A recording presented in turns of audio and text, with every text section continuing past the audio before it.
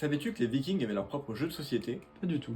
Aujourd'hui, je dépoussière l'histoire du tabut et je t'explique tout en 1 minute. Les Vikings représentent des peuples originaires des territoires actuels du Danemark, de la Suède et de la Norvège. Ces explorateurs scandinaves se déplacent quasi exclusivement en bateau et ont marqué durablement les esprits d'une grande partie de l'Europe entre le 8e et le 11e siècle. Dans de nombreuses sagas de l'histoire médiévale, qui sont en fait de longs poèmes en prose, on retrouve à plusieurs reprises des mentions d'un jeu de société. Ce jeu, c'est le Nefataf, ou le Tablut dans sa version simplifiée. C'est le naturaliste suédois Carl von Linné qui va en faire la découverte en 1732. Si la vidéo te plaît, je t'invite à la liker et à la commenter. Au niveau des règles du jeu, même si elles restent laconiques et sujettes à interprétation, on peut en dresser un portrait assez fin. Le jeu se joue à 2 joueurs sur un plateau de 9 cases sur 9.